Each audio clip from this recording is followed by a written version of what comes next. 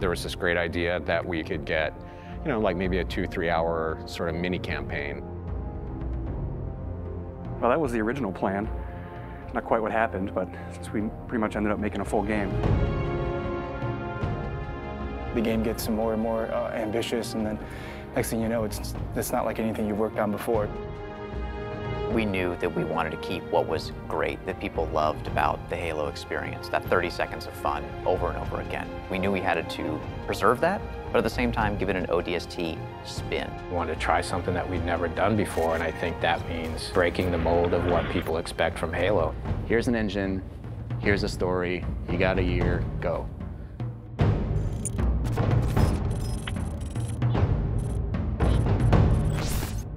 One of the great challenges that we had with ODST was, since we didn't want to be traveling all across the universe in this gigantic space opera, we wanted to really focus on one place.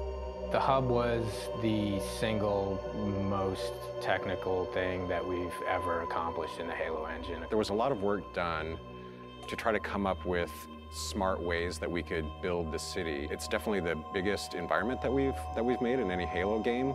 We spent a lot of time trying to figure out how can we maximize the space without freaking out all the artists, and I think we figured out how to maximize the space really well. I don't think we ever figured out that second part too well. We want the player to have this open, visceral, you're in the city experience. We started experimenting with playing with elevation, playing with building shapes. It's a city that you actually completely walk through. Each BSP is directly alongside the other BSP. You walk through a door and you go into the other BSP. The road structure is not straight, it's diagonal, it's also multi-layered. I don't think we kind of realized how big the city would get. We basically had to build very specific tech that would give the AI the right type of behavior. We had the technology, we called it squad patrol. No matter where you were inside the hub, there would always be a certain amount of noise, a certain amount of enemy presence there that we could ratchet up and ratchet down depending on what we needed it to do. We need to have this dark, moody city without making it unplayable. I wanted to get a feeling of rain at night in an abandoned city. I still like to score the emotions and mood that we want the player to feel when they're playing the game. We want people to explore the city. We want people to find this, this kind of hidden little sub-story. What if the phones rang? You're alone, you're in the city, you're trying to unravel a mystery. That's the feeling you have every time you're the rookie. What's fun about being an ODST? How's he different than the Master Chief? What kind of problems does he face versus the Chief? If they're not the walking tank, they really have to pick up weapons that they're going to use. There were things that we added. The silenced submachine gun and the silenced pistol are absolutely the best tools for the job. Something the ODSTs have that Spartans actually don't. Silenced weapons at night, they feel cool, they look awesome, they're really sweet to use.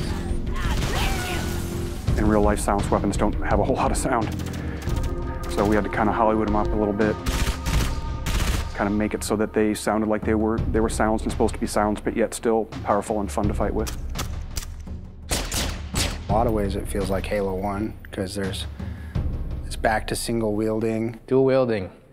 Paul doesn't like dual wielding, so we cut it.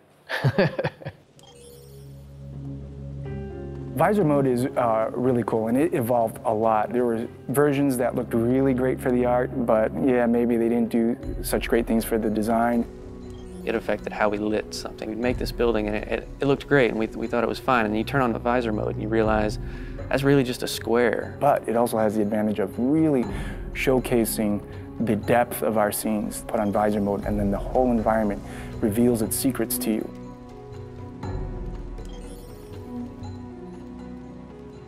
You know what sucks about big cities?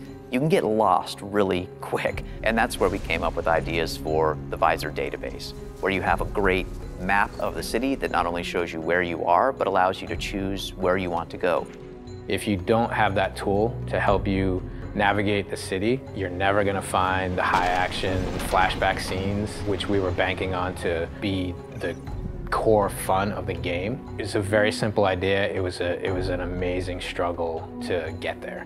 When you combine those things that we took away with things that we added, such as the visor, even though you might feel a bit more vulnerable, you have the right tools for the job.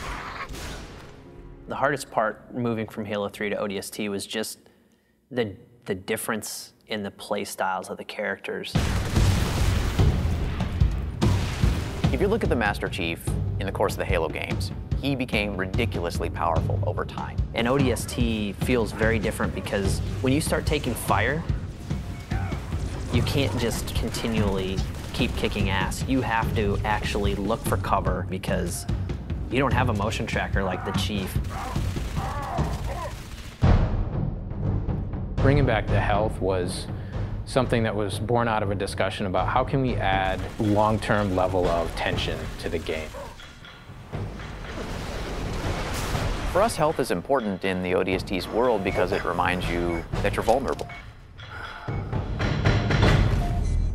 We want to experience the story through the eyes of many different characters. We wanted to bring back the guys from Firefly again, Nathan Fillion, Adam Baldwin, and Alan Tudyk, trying to find the perfect film noir blonde. We thought about Tricia Helfer. Orders are orders. Come on, Veronica. What could be more important than that carrier? My orders.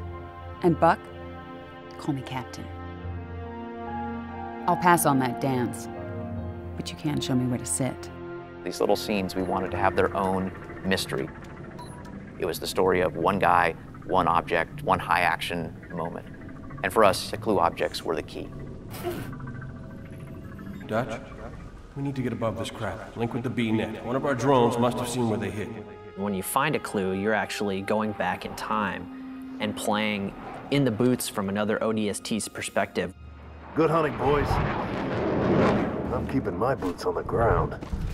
You've got 5 main characters. Banshees! Each of the characters have things to say from first person. Not only ground you in the character, but also give you some really useful tactical information about the battlefield. There's coming a dropship behind us. They must know this is our rally point. Where the heck did these buggers come from? Underground tunnels are filled with the damn thing. We got ammo and weapons on the high ground. Move it, move it. Without spending a lot of effort personalizing each of those characters, then it wouldn't mean as much when you stepped into their boots. We need some help! Look out! Bam, said the lady. So I hope it's the right balance of new and old, that it doesn't come off like we've screwed the pooch on this one. But I do think they will probably walk away from this honestly wanting more. Honestly, if we had more time to do ODST, I really don't know what we would do differently. So if I got another 2 weeks, I don't know. I guess I'd play more ODST.